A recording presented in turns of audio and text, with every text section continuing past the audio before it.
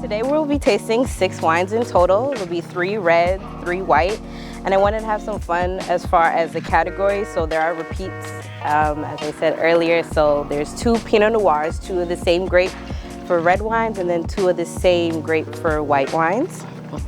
And as we're working through our tasting sheet, I just want to explain as far as what to expect. So there's 3 categories. You're going to be observing how your 3 senses interact with the wine versus sight, smell, and taste. For sight, you want to think about clarity, color, and concentration. So clarity is basically how well you can see through it and how well the light reflects off the wine. For color, basically like if you were looking at the red wines, one looks more purplish than red, than that in general. And concentration is how deep the color is.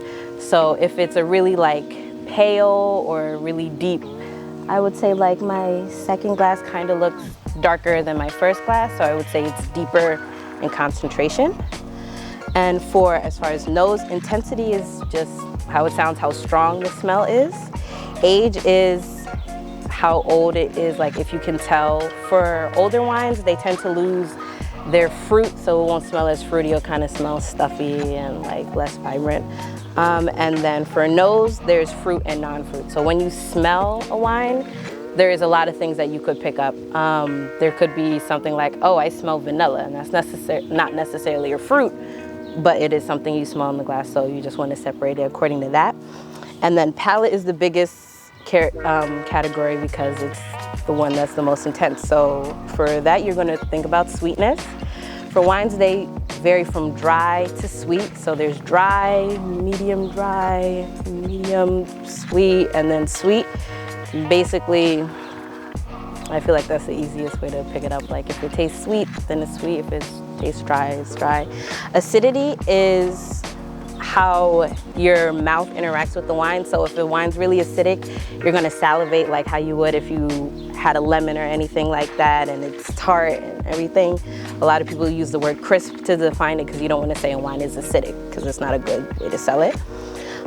For tannin, that is mostly found in red wines. That is a compound that basically gives you a drying effect in your mouth. So if you've ever had like a red wine and it like feels like the moisture got stripped out of your mouth, like teeth stripping, like that's tannin, and that would be a high tannin one. Versus like a white wine that you don't really feel that drying sensation, it would be low in tannins. And then alcohol, you can tell the alcohol by the heat in the wine. So if you taste one, and as Kenny said earlier, if it feels really warm going down, it's probably higher in alcohol, versus if not, it's lower. And then the body is how it feels in your mouth. Basically, it plays along with texture and alcohol. So a wine that's higher in alcohol is going to have a more full effect, like say you were drinking milk versus water. It would feel more fuller. And then fruit is basically what things do taste in the glass. So say, oh, I taste berries, I taste like pear, I taste mango. Like you could, literally anything you think you could taste, there's no wrong answer. And then texture, as I said again, that's just basically how it feels in your mouth. If it feels creamy, if it smells smooth, lean, and all that.